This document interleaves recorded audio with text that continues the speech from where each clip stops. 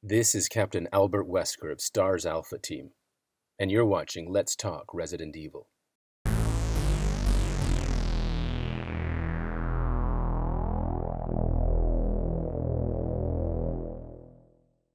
What is going on, everyone? Anthony here, and welcome back to another episode of the Let's Talk Resident Evil podcast.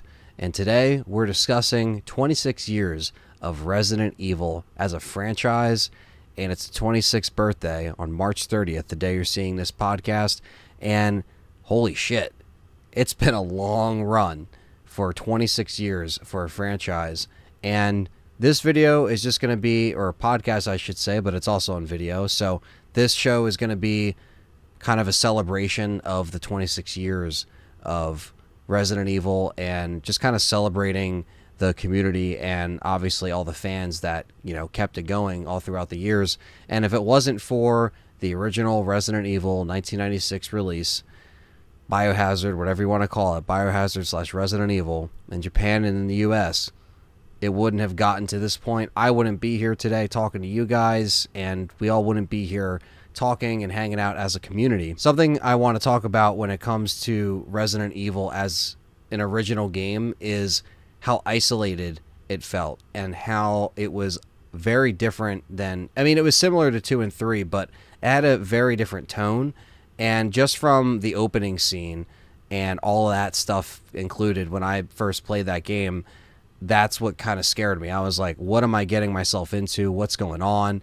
And that was a big turning point for me, where it was like a game can actually scare you like that. With Resident Evil, I always enjoyed the pure isolation. I always enjoyed the different vibe that I got, but it really reminded me of stuff like Night of the Living Dead, where it does put you up in this house and there's limited resources, there's limited communication between teammates, and you don't know what's behind each door.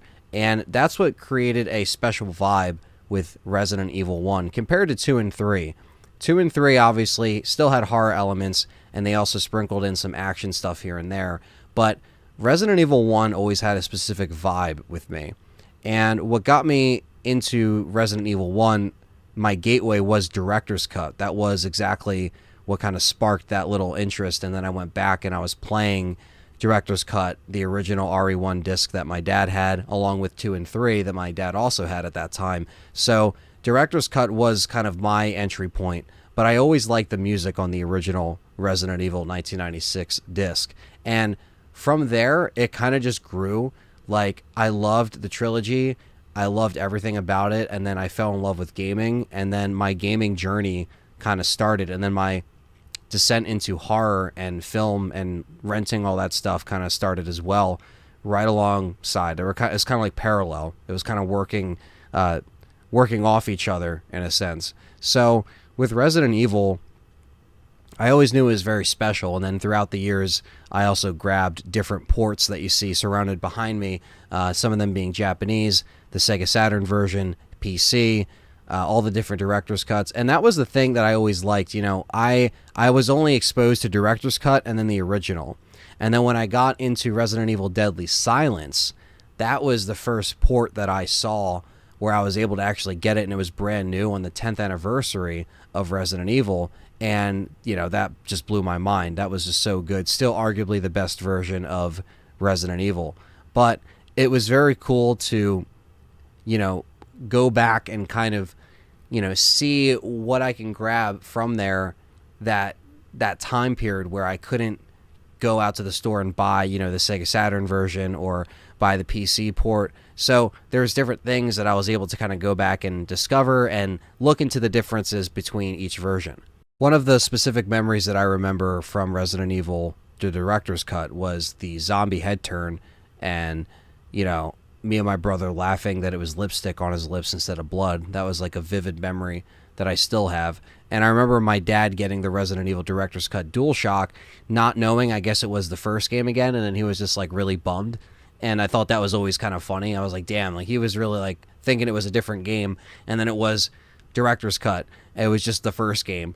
And obviously it had a different mode, but to him, you know, he was just like, what the hell? So he probably just did not want to play it. And then I eventually stumbled upon it in the collection, and the rest is kind of history. And the ripple effect of what this franchise has kind of done for me, obviously, it speaks, it speaks volumes in terms of like how far a franchise has gone for me personally, following it for so long and playing it for so long.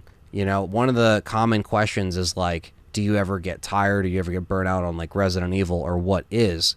And even if like the current games, go in certain different directions, I can still always go back to these games too and appreciate them.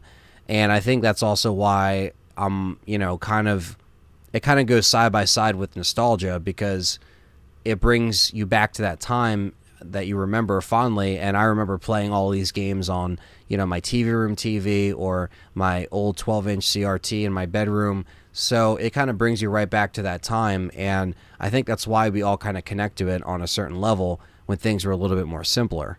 But I also think that there's a different kind of layer to, the fear and wanting to know more. Because some people might have gotten involved in Resident Evil or survival horror at an older age.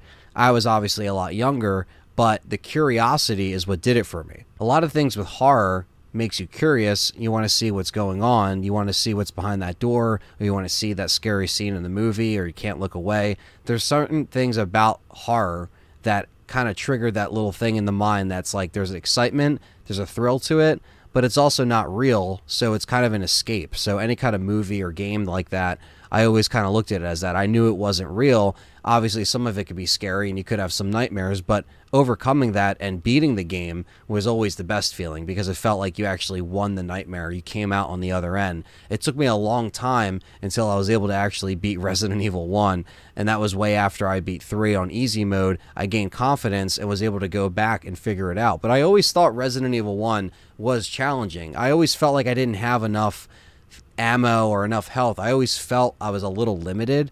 Now I can play the game and I can make it to where it's, pretty easy, or not even easy, but just, easy enough, because there's still times where I can get tripped up by the hunters, tripped up by enemies, the snake can kill me. There's a lot of things that happen still on stream that are completely random. Even though I played the game for years, it doesn't matter, because some of those games are just very challenging.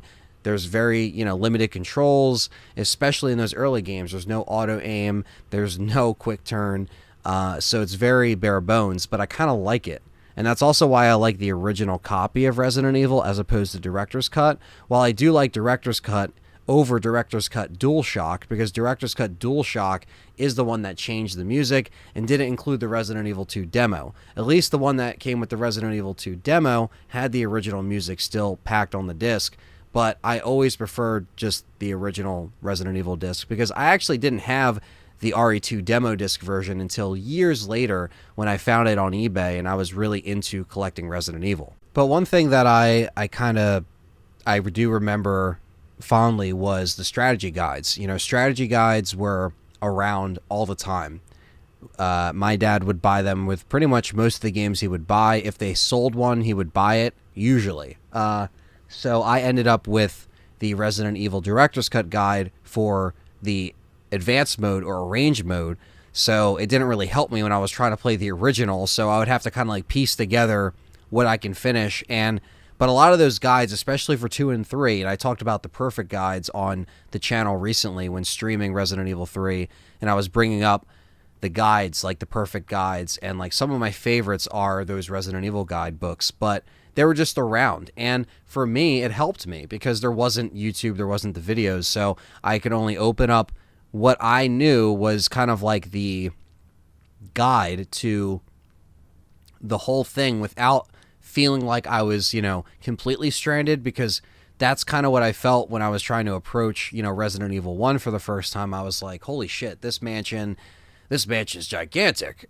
This is, it's like, you can only do so much with, with that kind of sense of like, okay, can I even make it through any of these corridors without fucking just dying, just getting completely murdered? And that's what would happen to me. I would always get overwhelmed in RE1 when I was younger. I would always get attacked in the hallway, especially in the second floor. It was always bad. But like I mentioned with the strategy guides, that also kind of gave me some kind of confidence that I can at least figure this out. or if I can't figure out this puzzle, at least there's the solution right here, and it can kind of guide me along a little bit. And that's the truth with a lot of those games. Even Tomb Raider, like my dad had all the Tomb Raider guides. I still have them all. Some of them did survive, they're not all in great shape. It's a collection piece. The strategy guide is a real collection piece. And I have, a ton that I've gotten over the years, and it's just always a charm to kind of go back and go through it and kind of look at the colorful pages and the map layouts, and all that stuff really goes back to RE1, RE2, RE3 heavily.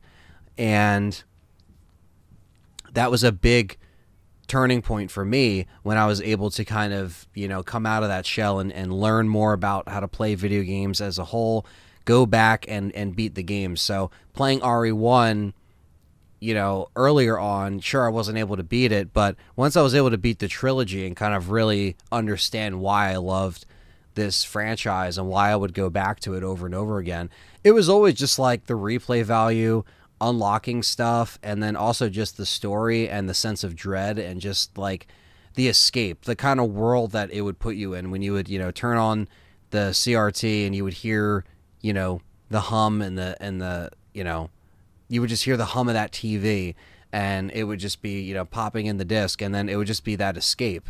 And that's kind of what it was for me. And years later, I see now that effect. Like, I wanted to kind of make a Resident Evil channel my whole life and wanted to do some kind of thing with Resident Evil. I just kind of knew. I always knew, because everyone knew that was my jam, like, was Resident Evil. That was always my thing. I was collecting. I always had a space for Resident Evil, for what I was collecting, and it just ended up being content creation was an outlet for me.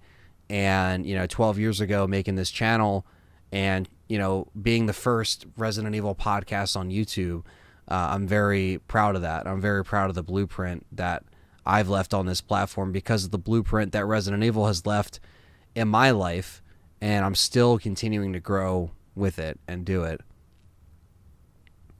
And that's just the way that I feel like that's just the way it's always going to be. I feel like it's just always going to be around, and I'm always going to be doing it to some degree, just because I love it, And there, it comes to the point where there's, a lot of people that can say, yeah, they fall off. They might not like, certain releases or certain things. But I personally, regardless of all of that and what's going on, I always can go back to, the charm that is this era of Resident Evil. And Resident Evil is something that connects with me on many levels, and now it's even taken on new meaning as time has gone on with this channel, because I always really just wanted to kind of like have some kind of outlet for it, and to kind of have something that's definitive, because I felt like, I didn't have a lot of people that were into Resident Evil in my life. Like, there were people that liked it. Obviously, I met John in 2016, so that was way later. So this goes way before that. No one really got down with Resident Evil like I did in terms of like hardcore. People that I knew got into it later, and I introduced friends into it, and they really liked it. But even then, it was later on. Like, I'm talking, that was like RE4, RE5. That's when people started to turn their heads and be like, oh, I can jam with this. But growing up, like, before that too, no one. I mean, it was just like you were either into those games or you weren't, especially because back then it was, fixed camera. It was just completely different. Like, not what most people would want to actually get into, unless you were really a survival horror fan. Like, at least the kids that I was growing up with, because it was really just like, we had wrestling games, we had sports games. Like, when I was only into wrestling games, and then people were into the shooters. But the horror stuff was always just the stuff that I was into. And then same thing with like horror movies. Like, I was always kind of like in my own like lane with that stuff, and then I would show my friends that, and they would like it, but it was always like I was just like the only one that was like 100% Resident Evil all the way. And then when I started to grasp, YouTube, and then I found out, oh shit, there's people on here that are, like Resident Evil Challenger, and they're making, they were like one of the first like content pieces that I saw on YouTube that I was like, holy shit, there's people that are doing this. And at the time there was like no Let's Plays, that wasn't even like a thing, I mean, it was, Slow Beef created Let's Plays, we can't discredit a fellow Jerseyan, another fellow Jerseyan, but in 07, but there wasn't a lot of Resident Evil Let's Plays at the time, but obviously I wanted to start out doing Let's Plays. I wasn't the first Resident Evil Let's Player, obviously. I wasn't the first Resident Evil player on YouTube either, but when I wanted to make the channel was more just like, I just want to make this, because I had a couple channels before. My film channel I've had since 07. That's still kicking. I've had a couple game channels before this one. But when I made this channel in, 2010, 12 years ago, that's when I made it a definitive decision that I was like, I want to at least like, I just didn't want to not fulfill what I wanted to do. I didn't want to like, because as you guys know, before I made this account 12 years ago, I suffered like a suspension from YouTube that was like, it killed me. It pretty much, I almost walked out forever.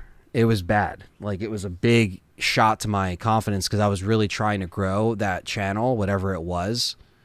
It wasn't like Resident Evil specific. It was Resident Evil, like there was Resident Evil stuff on it, but I was doing like Army of Two, Gears of War, Spider-Man, like I was doing like, it was just whatever. It was just whatever the fuck I wanted to do, right? And so when I made this channel, and at that point it was, the franchise was going on for so long, and I still wanted to do something, and it worked out because I was like, you know what?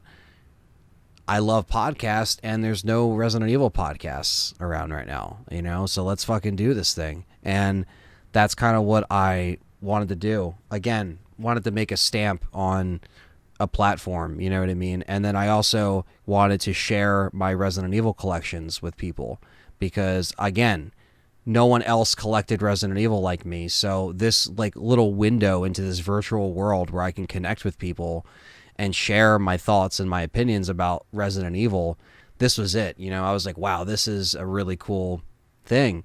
And so, there were Resident Evil channels that they would do some Resident Evil stuff, like Shadow Leggy, for example. You remember Shadow Leggy? People remember her. For example, like that, she was doing Resident Evil, animation videos, right? So there was like channels like that. There was, Nuji with Resident Evil Challenger, Nuji and Nathan. And so there were channels that would showcase and represent Resident Evil in multiple ways. So I was like, okay, well, what can I bring that's at least a little bit different? And the podcast was kind of where things really started to pick up because the Let's Plays were something that I always wanted to do because ever since I saw Let's Plays and I saw stuff going on, obviously, with Resident Evil Challenger, and then between that, Let's Plays, James Rolfe, like, just a bunch of influences at the time. I wanted to do videos like that, playthroughs like that, or do Let's Plays, get a DVD recorder, and I got a DVD recorder in 2009, and the rest is history. That DVD recorder lasted me until 2014, until I decided to jump to the Elgato and go HD. And I went HD, and I never looked back. But again, it just shows that there's a lot of different time periods that, I was still always involved in Resident Evil, but the snapshot in time for me, it all goes back to it. I always just had that outlet. I was always looking up Resident Evil videos. That's how I found all the channels I just mentioned. And just, I was always looking. I was always seeing, I used to do crappy Resident Evil music videos with unregistered hypercam. I don't think I've ever even said that, but I used to like record, other YouTube video screens, and then I would like, you would just like open up multiple tabs And so when you would minimize that tab, it would cut out that window and show the next clip. So I would be like, I was like doing like real-time editing with like unregistered hypercam. It makes no sense. I might have done an RE3 video to a Linkin Park song. It might have happened, okay? But it's just history. And it's not like it's around anymore, because it's not. But this is on old channels, you know? This is like a time period where it's never going to happen like that again. So it's just a snapshot in time. And Resident Evil is also, again, it kind of works in how I kind of learned to get into, I guess, like gameplay editing and timing and doing all that stuff, because I was really just experimenting with that. And the Resident Evil Lost in Nightmares playthrough that I did when I started the channel, because that was my only like hope of like, how can I grasp something really quick that's popular, because my channel, I went from like a couple thousand to 0, you know, because when I had to start over again, and that just kind of made sense. So, you know, it's very weird how like different spots in the franchise kind of like, there's a reason why I can remember some of this stuff so vividly, and I talk about it like I do, because it's so, you know, it captures that. I can't forget stuff like that. You just can't. And I remember getting different ports of Resident Evil, and when I kind of got into more collecting and going on eBay, that was a big thing, because I would start seeing, you know, other items start to shoot up in price. But this was back when, you know, again, some of this stuff I was able to get for a good price, a really good deal. And obviously some of them were gifts. But there's a lot of stuff that I really started to kind of open up, you know, the door to collecting because of Resident Evil, because I knew I wanted more than what I had. And I knew there was more out there. I knew that there was going to be more in this journey. And it's kind of crazy that every single piece in my collection goes back 26 years, because obviously I have my dad to thank for that. He has the OG copies, and that's what I have, you know. So I have my OG copies of 1, 2, and 3. But as you can see, I got the long box back here. This long box is a different long box than, I don't have the original long box. I only have the disc from like my dad's original. And then the small guy is from Perry. Shout out to Perry. He found me that years ago, like 12 years ago at this point. And then the director's cut, I got that after the fact. Again, the demo, the R2 demo disc. So yeah, that's just like a couple. Obviously, I got the Saturn. Shout out to Melissa. I got the PC port of Resident Evil. And then the strategy guide, which I got after the fact. So a lot of this stuff has just been over the years. Can't forget Deadly Silence behind me, Biohazard Japanese copy, and Biohazard director's cut. And that's Eli right there. He got me the Japanese copies when he was in Japan. So, and then, oh yeah, can't forget the Saturn, Perry's Japanese Saturn copy up there. Can't forget that either. So yeah, just a bunch of like people helped me out through the years, find stuff, and you know, that's just kind of what you have to do. But some of the stuff that I've gotten personally that I just purchased, like, I can't even see myself buying it nowadays because of the price that it is. Even being a collector, I'm really happy I got certain things when I did. But having a platform to express my Resident Evil craziness and everything that I love about it, and just to kind of like, you know, show the obsession, show how much I love it and I'm into it, and do different video projects on it, I think that's what kind of keeps me refreshed and rejuvenated with a franchise. I guess I personally feel like maybe if I didn't have some kind of outlet to do other stuff on, maybe I wouldn't, maybe I don't know, like I don't know what would have happened with like my pattern of content, or what I would have done. But I just think that it was necessary to kind of, you know, go through the trials and tribulations, the channels that got suspended, all that stuff, to kind of, you know, not walk away, and to just kind of be here in this moment and kind of appreciate everyone that's here watching and listening to this, and that comes and supports me all the time, and that supported, you know, just everything in the past 12 years. It goes by really quick. You know, I mentioned 26 years, you know, I'm 26 years old. And it's like, yeah, obviously certain moments in your life go by really quick, but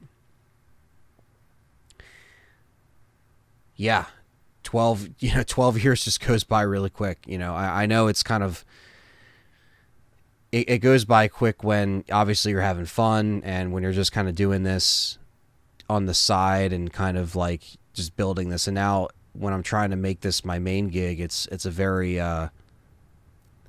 humbling experience, and hopefully I don't, die trying. Hopefully there's a positive outcome to everything, because there has been so far. So, I'm definitely very grateful every day for the fact that I'm able to, I have a platform that I can, put out content on.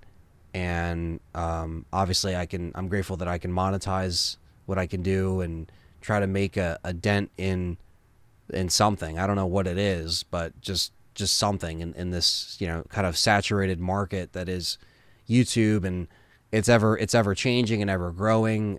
There's multiple channels that are, they surpass, me. I'm not really like a big name in the bunch, not even in terms of Resident Evil channels, but just channels in general. Like I said, it's a big pool. So when I say channels, it's all YouTube channels. It's so saturated. It's such a big market. So Resident Evil is a very small lane, and all the Resident Evil channels are pretty much in a small lane. And survival horror kind of works together. So it's kind of like there's always stuff against us. There's always stuff against like why things might not be able to work out or not being able to do that. But I say, fuck that, and just like don't, screw all the naysayers and just like show up all the time. And for 12 years, I've been showing up. There might have been inconsistent drop-offs or things that I wish I could have done differently here and there, but everything happens for a reason. And I think that's the big thing, is still showing up, because, I just wanted to feel good about putting stuff out and always bring a genuine honesty to it. Because, there was a lot of questions in the last couple streams of people saying, is being a Capcom creator influencing anything, or is it changing anything? And my real answer was no, because even that's not what that program is here to do. It's just kind of an extra perk for myself, and that's something that I'm very grateful for, because all my life I wanted to be recognized by Capcom. And the first time that me and John got recognition from Capcom was when we did the co-streams last year. And that was great. That was amazing. And those were moments that I'll never forget. But, those are just co-streams. Anyone can really get the co-streams in terms of like you send it out an email and then they reply to you. Obviously, most people get those stream opportunities. But when they made the Capcom Creators Program, at the beginning of this year is when they launched it. They streamlined everything to this Capcom Creators Program. So no random Joe Schmo can go and co-stream now. Even if they have a couple thousand subscribers, they got to be within this program. Same thing with getting copies early and stuff like that, and getting things that are, I guess, early access, right, to stuff.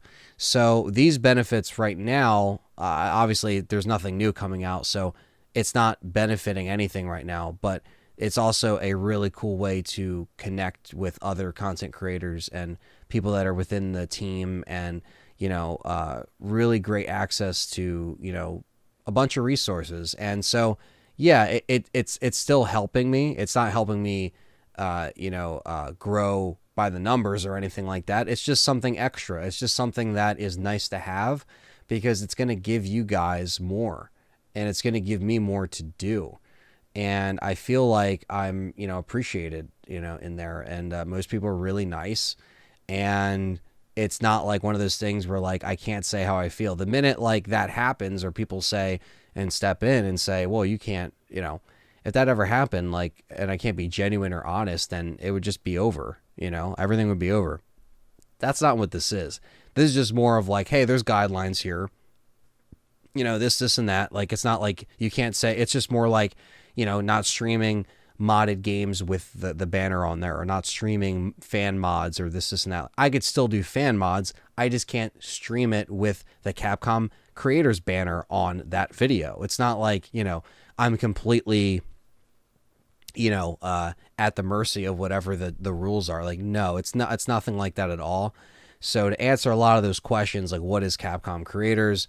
It's to help smaller YouTube people grow in the long run. And that, it's still new. So that's why it's like, I'm still checking it out for the first couple months. I was thankfully really grateful that I was accepted, and, my application was reviewed, and it was, I think they got back to everyone around the same time when they launched everything, because it was like a month and a half and I didn't hear anything. I was really fucking worried. I was like, shit, because like I mentioned, we missed a big opportunity last year. When Village came out, we were supposed to get that early, and long story short, we didn't get it early. And without getting it early, again, now that this creators program is in place and it's a actual system to get said things early, that's nice, because it's almost guaranteed now. I can say, hey guys, I'm not going to say anything until I know, because I can't put anything out until the embargo is lifted. But it's safe to say that if there's another title, hopefully, my fingers are crossed that I can get some access early, and I can get some videos to be worked on when I get access, and actually have a review for you day one. Because that's something that me and John wanted for Village. We wanted to give you an in-depth podcast review day one, and a video review. We did both. And we couldn't give that to you because we didn't get the game. We didn't have access to the game. So if I want to really act like a true content creator and a true Resident Evil YouTuber, I have to kind of get that access, get early access, record, write, edit, produce, put it out immediately, and do it because I want to do it, because I love to do it. And to have like, again, just the community support and just everything. Again, you guys make it possible. Wouldn't be on Capcom's radar if it wasn't for you guys.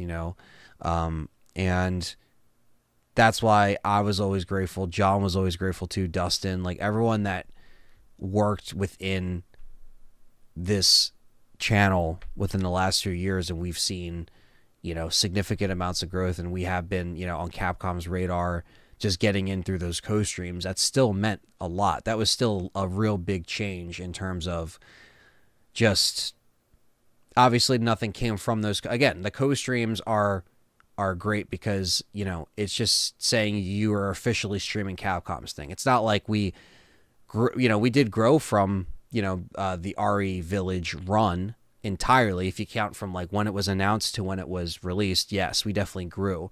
But if we got it earlier, like all the other RE channels that were able to put stuff out day one, it would have been a game changer for last year. That's all I'm going to say. I think that would have been a really good boost for us.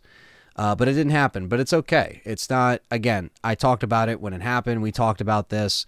It is what it is. We did the coverage. We were honest. We were going to be honest anyway. It's not like if we, again, the thing is now going forward, now that I'm just handling everything, it's up to me to, it's up to me to carry on what I did before, and then what I did when John was with me, and then now it's the same thing. Just like I was always honest, John was always honest, and now that I'm just here trying to handle everything and push out the content and do what I can do with the love of the franchise, and to continue pushing and coming up with different ideas, I promise it's all going to stay honest and genuine, and I'm not going to let anything else kind of change that. Hopefully there's always these, opportunities here just to help, and, it will help grow the channel. I have no doubt that the community Capcom creator team will push the stuff, and, also with the soon to be announced DLC, who knows? I mean, it was already announced, but who knows when we'll actually get a, reveal trailer, reverse, stuff like that. All the questions are happening. I don't know what's happening right now. We don't even get that information in terms of announcements. The DLC, that I know what you guys know. We got the black screen with the text, and that's all we got. There is today, when you're seeing this podcast, who fucking knows? There might be a big announcement today. Obviously, tonight I am recording this before the 30th, which is the 26th anniversary of Resident Evil here in the States. So I don't know if Capcom is waiting to announce something, and then this already might be kind of outdated in me saying that. I don't know, but if it is, you'll probably see another video like this, or a shorter video. This is a long podcast, but a video talking about whatever announcement it is. I don't know though. A lot of people were thinking it was going to be the DLC at least, or some kind of the hope for a remastered trilogy or a trilogy in general. Again, none of that's been actually confirmed or announced. So we just have to wait for the Village DLC and just take it from there, and then see if there's going to be more Resident Evil stuff. Now, since the last time I did an episode, we knew about the Resident Evil Netflix series, the live action series, not the animated series, and not the brand new reboot movie. Are you following? All right. So the live action show got a poster and font and a plot synopsis, which just it just doesn't look interesting, guys. I already kind of did a video ranting about it, and it wasn't even a big rant. It was just me saying, even for new casual people that they're trying to bring in, this just looks terrible, right? You have a Halo show out right now. I liked the first episode, thought it was decent. Didn't think it was the most amazing thing ever. But even the show is doing a different kind of story and narrative a little bit with different characters and stuff that wasn't in the game. But it's still trying to make it feel like Halo. I'm not going to say they're not, I haven't seen it yet. I haven't seen an episode. I haven't seen anything. We haven't even seen a trailer. So this announcement that happened was strictly a social media post from Netflix stating that it's coming in July of this year. So it is coming out. It's just a matter of, when we're going to see a trailer, when we're going to see, all these actors playing the Wesker children and all this stuff. It just seems very it takes place so far in the future. It doesn't really have any of our original characters. It might have some BOWs and monsters we recognize, but who is it really for? That's and I guess even if you say casuals, but even your casuals, they know Leon. They should know Claire. They know Jill or Chris, right? They might just know their faces. They might not even know their names. But wouldn't those individuals that you're trying to cater towards, check out your show, wouldn't you want to put some kind of familiar concepts in there? I don't know. Maybe. It seems like you would want to do that. But I don't know. I don't really know who the show is actually for. But of course, I will cover it and review it just as I always do. All the RE stuff will be covered. So, we aren't going to be completely skimped on Resident Evil news as of now. So at least there's something to look forward to in the summer. It's already the end of March, but, we can definitely do some stuff in between there to kind of keep us occupied here on the channel. But not a lot of new video game news, but a lot of the stuff now comes down to, what a lot of people want to see them announce for this 26th anniversary. But the only thing we really got was the new merch line that they are announcing. So there's going to be some new Resident Evil merch, which they usually drop every anniversary or so. There's always some kind of shirt or design. But the actual last little bit of, I guess, news that has been going on in the Resident Evil realm was the whole announcement for the Xbox Series, PS5, and PC updates for Resident Evil 7, Resident Evil 2, and Resident Evil 3 remake that is going to be updated. It's going to, have the updates for the next-gen consoles for free. And I did a video, First video was kind of talking about the announcement, and then the second video I just did actually covered replies that Capcom did in their post. They actually answered questions in their thread on Twitter, and I covered that as well. So it is going to be a complete free of charge upgrade if you do have your disk drive versions of the PlayStation or Xbox console and you have your physical disc. All you have to do is pop that disc in and it will download the update for free. And that's how I always think it should be when you paid for a game years ago, for free. It's not like people that are working on this new stuff aren't getting paid. They're getting paid. It's fine. It's all right for stuff to be free. Especially when it's going to be bringing in a bunch of new people that might have not played it yet. Maybe they're waiting for a sale. They said there's no plans on a physical release of these new next-gen versions, which makes sense because, again, it's just a free little upgrade. And then, of course, if you have a digital, it works both ways. So Capcom is making it really easy, and I'm happy they are kind of putting this stuff out on social media very clearly, because a lot of people will be like, well, what about this? And does my save... Your save transfer carries over. Everything carries over. So all the stuff, I don't think your achievements and trophies are going to reset either. It's going to be the same progress. It's just like picking it up where it left off.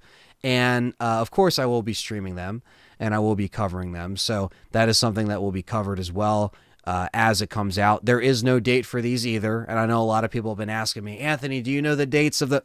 Don't know the dates. Not even as a creator, I know those things. So the dates themselves, I would say I would like to see it in the summer.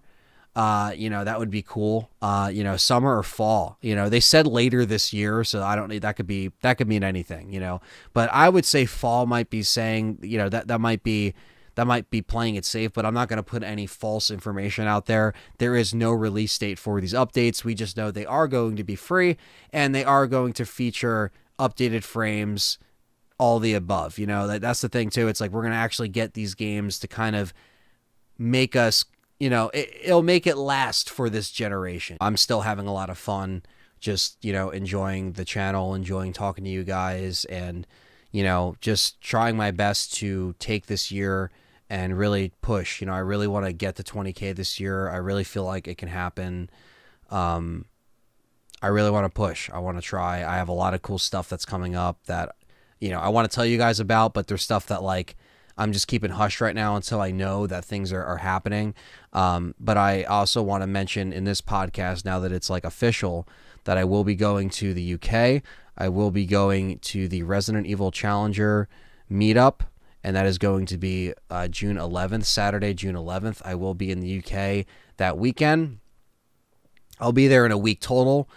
So that's going to leave me some time to obviously see the UK, but also, hang out with all the mates over there and just really have a good time. And it's a big trip. It's just one of those things. I had a conversation with someone. I was talking about this on the show. Me and Tyler. Shout out to Tyler if you're listening or watching or whatever. But you have a conversation with someone about just going to travel and you are only young once, right? And just going and to see stuff. And originally I wasn't going to do it because I was just quite frankly, I don't know. I wanted to go. It wasn't anything against anyone. It was just it just seemed like I didn't want to overwhelm myself or get anxious about it. But then I thought back to that conversation, and then I talked to Callie about it, and then me and Callie said, yeah, let's do this. We're going to do this, and we're doing it, and it's going to be a great trip. So I just want to let everyone know that obviously we'll be there that weekend in London, and but all the information, you have to go to Resident Evil Challengers Discord. They have the event. You have to make yourself on the guest list because they do have a venue, and obviously there's limits to how many people you can have in the venue, so definitely try to, get that settled in if you're trying to come out and meet everyone at Resident Evil Challenger. We're going to have stuff set up, games and stuff like that. I say we, but it's really all them, but I will be among the people that will be hanging out, meeting all the fans. And I know that I have a lot of UK fans, a lot. And I know a lot of people, always wanted to meet up. And this is the one chance, I don't go out of the country. In fact, this is my second time being out of the country. Last time was 12 years ago. So it's, it's been a long time. been a long time, comrade. No, but it's been a long time coming though, because like I always wanted to do a fan meetup, and I know one day that we will do one here on the East Coast. Mark my words, we will. That will happen.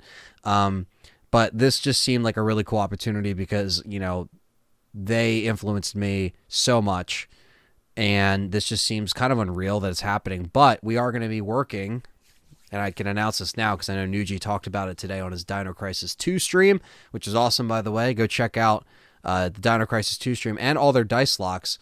Izzy's going to be doing RE4 dice lock up and coming. That's going to be really cool. Interesting to see that because I want to approach that game as well with the dice lock, and I'm really curious to see how they're going to approach it and how she's going to do it. So that's going to be cool. Really looking forward to that.